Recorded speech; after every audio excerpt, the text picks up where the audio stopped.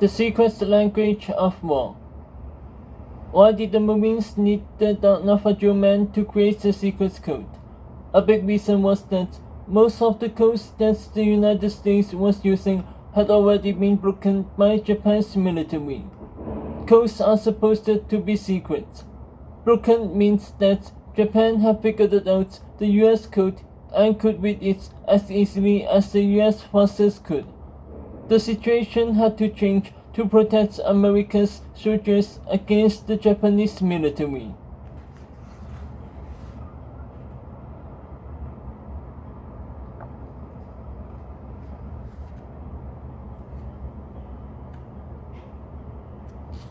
Success in war often means surprising the enemy.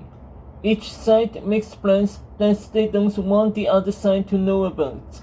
They need to know where to send troops or supplies, or they need to tell their fellow soldiers where to meet them for a battle. If their enemy learns that information, then they can cause great damage. For example, if an army sends a message in code to have 100 soldiers meet on Hill B, they will need to keep that location secret. If their enemy can read that message, they will then send 200 or 300 soldiers to Hill B and win the battle.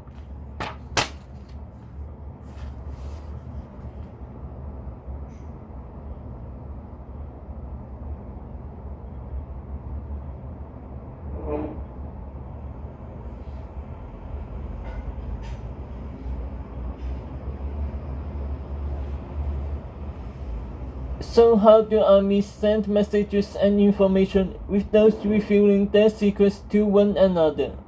For thousands of years, the answer was to use secret writing called codes and ciphers. These are ways of sending information that can only be understood by someone who also knows how to read them. A cipher changes each letter to another letter or symbol.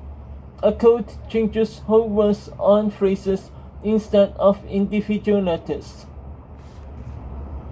A code can also swap words for other words.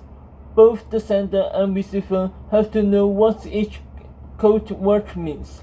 For instance, if a radio man called out "Rapid Force Mountain Star," that would mean nothing to most listeners. But if the receiver knew that those words were code for "Start the attack now," then the message would be understood. The Marines told the new Navajo Marines that it was their job to come up with a way to use Navajo words to create an unbreakable code. Chester, Carl, Wilsey, and the others finished listening to instructions from a Marine officer. He told them that they needed a Navajo word to stand for each letter of the English alphabet. Then he gave them a list of military words such as tank, airplane, general, and camp. The list included more than 200 terms. The Navajo men were told to come up with Navajo words as code for each of the words on the list. The officer also said that everything they were doing was top secret.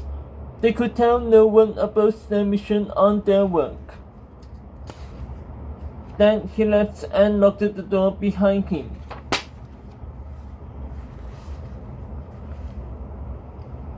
Chapter 4: Creating the Navajo Code. For a few minutes in that room at Camp Eland, the Navajo Marines just looked at one another. In the Marines, they had learned to march, fire rifles, put up tents, and follow orders. But it was very different. They were surprised that anyone wanted them to speak Navajo. When I went to school, they told me not to speak my own language, Code Talker Samuel Tosso said later. When I did speak my own language, they used to punish me. 13 years later, they asked me to use my language. I thought, you told me to forget it, how come you want it?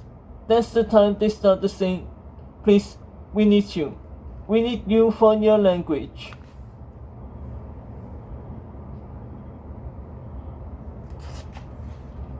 Wilsey said that he was a pretty good typist, so he got ready to work. He suggested that they start with alphabets. Then one of their first tasks was to make sure to choose words that sounded different so they would not be confused. Chester remembered later that the group worked very well together. The ability to live in unity learned on the reservation proved invaluable to our new assignment. The men chose words that were familiar and easy to remember. For the English letter A, they used the Navajo word for ant, walachi. B was for bear, or shush. Many of the letters stood for animals they all knew from their life back home, such as goat, horse, lamb, sheep, and whistle. The men were taken back to the room day after day. They built the entire alphabet. Then they started connecting Navajo words to military terms. Spelling out every word would take too much time, so code words were used for terms they would say often. A fighter plane was called Tahitihai, which means hummingbird. A battleship was called a Lautisu or well. They made code words for military ranks, for countries, and for months of the year. They came up with more than 200 code words, such as for hospital, order, river, troops, and signal. There were days that I thought my head would burst, remembered Crawford. Sometimes we would spend 3 or 4 hours on just one word.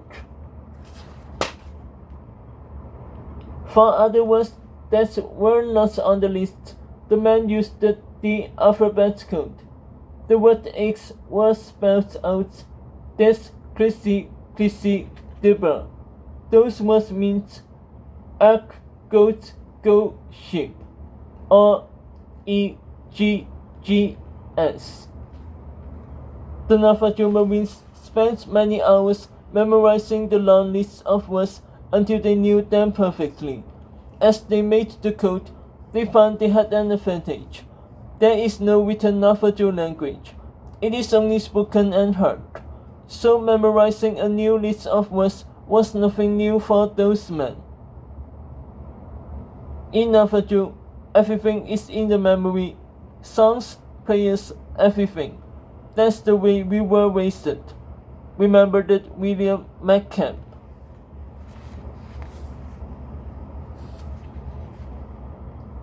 Working in teams of 2, the men practiced using radios. One man listened to what was said on the radio and repeated it. The other translated the message in his head and then wrote it down in English. One day during their training, Wilsey and some others were taken by military office to meet with a Marine general. He wanted Wilsey to listen to a mysterious tape recording that had been made. The general was so worried about the sounds on the tape that he had put the whole base on alert for an enemy attack.